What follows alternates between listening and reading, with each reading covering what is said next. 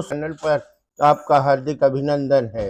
Digital संसार में एक नया सूर्योदय हुआ है।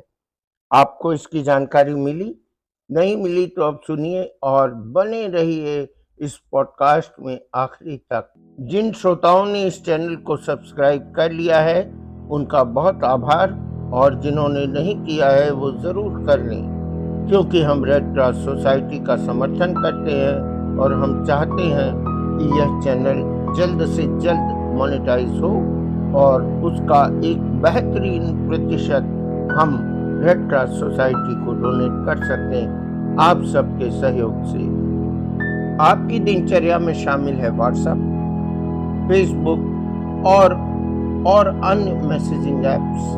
आप अकेले नहीं हैं, आपके साथ 50 करोड़ हिंदुस्तानी हैं जो व्हाट्सएप का दैनिक इस्तेमाल करते हैं।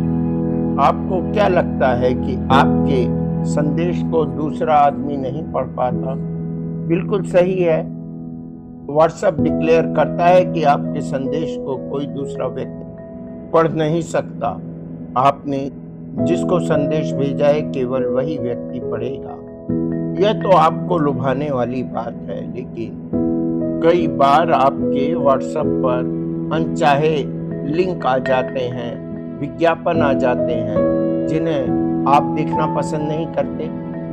किसी कंपनी को क्यों और कैसे पता चल जाता है कि आपकी रुचि क्या है?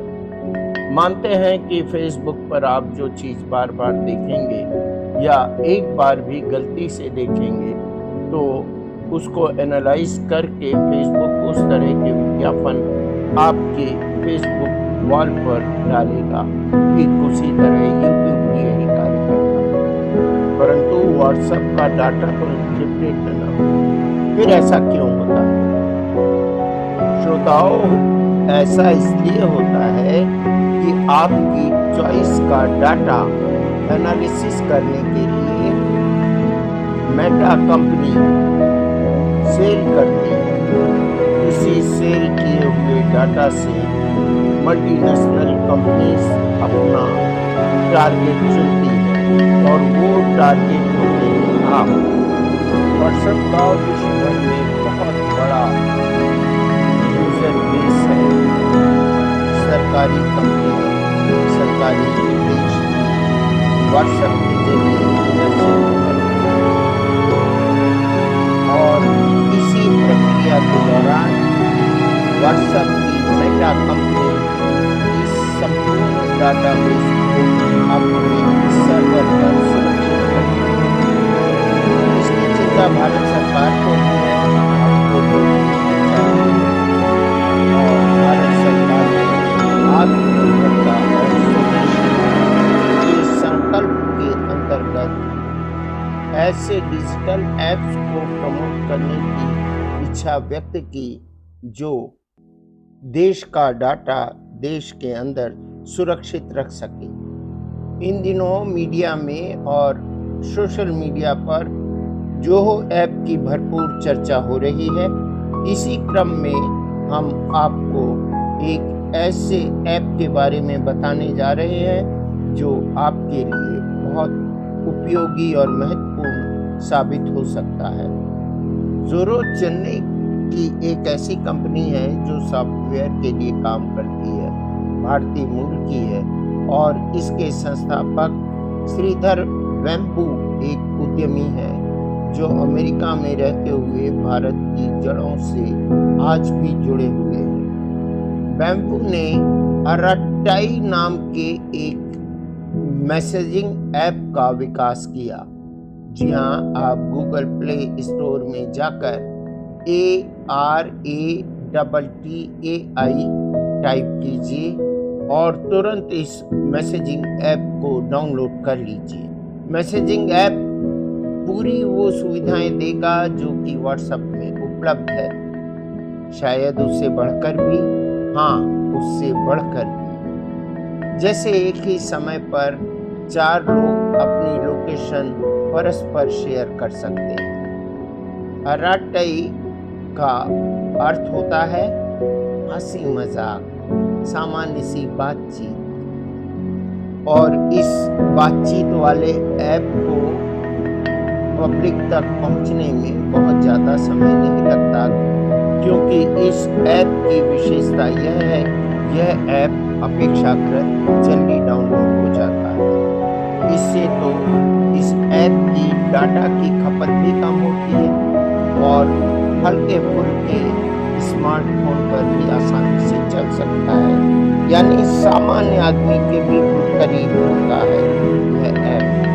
Messaging, calling, text message, voice message, emoji, stickers, ये सब इस ऐप की विशेषताएँ हैं।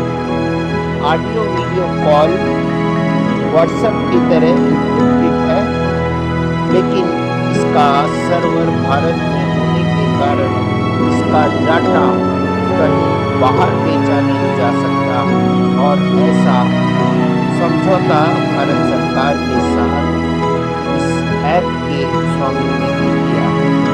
इसके चैट की विशेषता यह है कि आप एक साथ 1000 लोगों को इसमें सम्मिलित कर सकते हैं।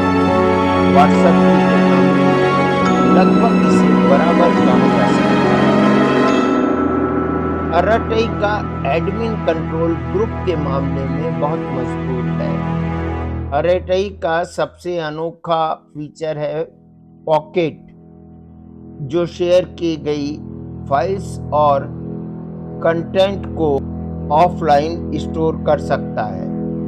स्टोरी फीचर सामान्य है व्हाट्सएप की तरह। इसके अलावा इसमें डिसअपीयरिंग मैसेज निश्चित टाइम शेड्यूल के बाद मिटा दिया जाता है। जो दावा करता है कि यह ऐप जीडीपीआर और भारतीय डेटा प्रोटेक्शन नियमों का पूरी तरह से पालन करता है। यद्यपि टेक्स्ट मैसेज के लिए एंड-टू-एंड एन्क्रिप्शन अभी भी विकसित हो रहा है। सारे मैसेजिंग ऐप्स आपको फोन पर बात करने के लिए बाध्य करते हैं, लेकिन अरटई स्मार्ट टीवी पर भी आपको बातचीत करने के लिए अवसर प्रदान करता है। ये सारे फीचर व्हाट्सएप से अरटई को बिल्कुल अलग पोर्ट्रेट करने के लिए काफी हैं।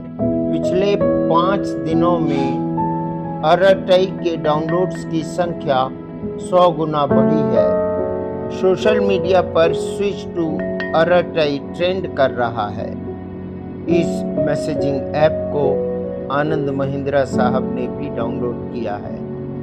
भारत के कैबिनेट मिनिस्टर अश्विन वैष्णव ने जब इस मैसेजिंग ऐप का परिचय जनता को दिया तो जनता आकर्षित हुई। गूगल प्ले स्टोर पर इस ऐप की रेटिंग 4.8 दिखाई जा रही है। इसे 3+ स्टेटस पर रखा है और डाउनलोड 50 लाख पर डे से अधिक बताए जा रहे हैं। तारीफ करने वालों की कमी नहीं है, लेकिन कुछ लोग इसके नाम को लेकर चले हैं। अरटई के बारे में एक जापानी यूजर ने लिखा है कि यह नाम बोलने में कठिन और पेचीदा है। बावजूद इसके यूजर ने इसे 5 स्टार रैंकिंग पर रखा है। अरटई में 16 भाषाएं शामिल है। अन्य और भाषाओं को शामिल करने की जरूरत है। श्रोताओं, डिजिटल इंडिया और स्वदेशी की परिकल्पना से मैसेजिंग ऐप के मामले में भारत आत्मनिर्भर हो सकता है, अगर प्रतिदिन 50 लाख से अधिक लोग इसे डाउनलोड इसी तरह करते रहे और इसका रेगुलर उपयोग करते रहे। मैं यह पॉडकास्ट इस ऐप के डाउनलोड करने के बाद और उसका सफल उपयोग करने के पश्चात आपके सामने पेश कर रहा हूँ। उम्मीद है कि आपको यह पॉडकास्ट अच्छा लगेगा। आप ज़रूर सुनिए इस पॉडकास्ट को।